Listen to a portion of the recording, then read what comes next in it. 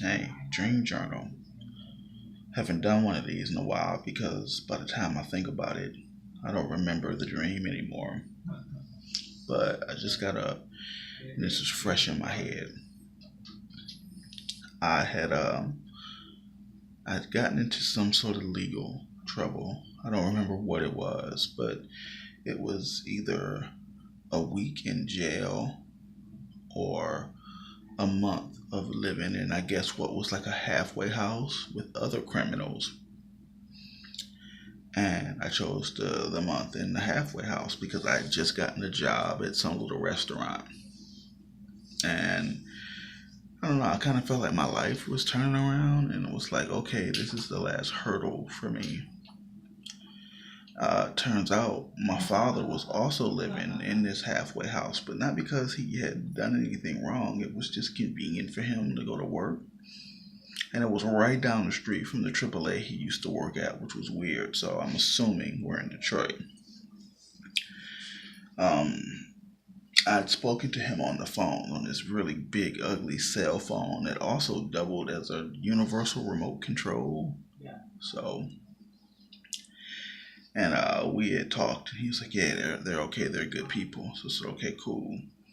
So they came to pick me up, and I packed one bag, and so we're in the back of this truck, and there are these two girls in the back of the truck with me, and they both live in the house, and they done something. One girl introduced herself. She said her name was Tiara, but she didn't say what she had done. And then, like behind me was another little girl, but she seemed like she was too young to have done anything. So I don't remember her name. So we're driving, and the lady who came to pick me up is discussing my father with me, and she's like, "Yeah, he seems like a nice guy." I was like, "Yeah, he's a good dude, you know." He got a bad rap, his wife left him, then she died, but that's not the way that happened at all. And she said, "Yeah, that's probably just really embarrassing for him." So I felt bad for him. I did. So we get to the place, and I had already been there prior and kind of settled in.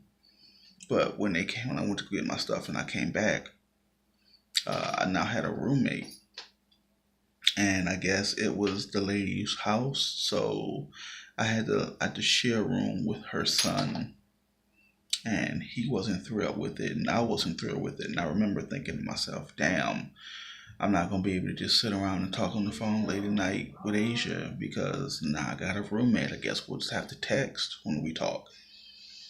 And there was a lot of concern over what time I worked because I was supposed to be at work at 5, but we didn't get to the place to settle in until like 5:38. And I remember that distinctly because I looked at the clock and I was like, "Holy shit, I'm gonna be late for my second day at work." But I never really made it there, which was weird.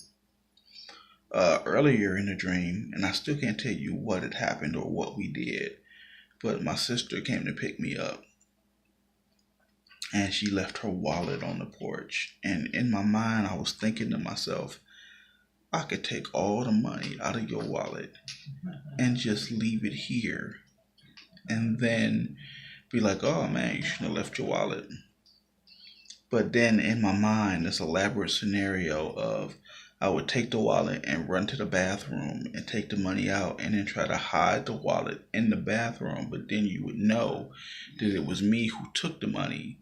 So to eliminate all of that, I was like, it's too much trouble and it's worth to get like $6 from you. So I just took her wallet back. Why I was thinking about stealing money from her, I don't know. But that's just where my head was, I guess. It was our old house in Detroit, but somehow it's like, see, we had a couple of houses in Detroit. One, we lived in this nice little house on Penrod, but then we moved directly next door. But this was like the first house that we stayed in, or at least I seem to remember it because I remember standing on the porch and looking out. You know how you just you stand on your porch and you look out, and I could see the houses that we used to live in. So I'm thinking it may have been the house across the street. I don't know. Um, In the dream, my sister had my niece, but I didn't see her there at all. And I remember telling her to call my father on my little cell phone. And again, it's the worst looking cell phone because I didn't have his number. And his number started with a 717 area code. I don't know what that means. And apparently she had called around to find out. And she said, yeah, you work at 5. So from there, the lady came and picked me up. So I don't know what that means. Just thought I'd share.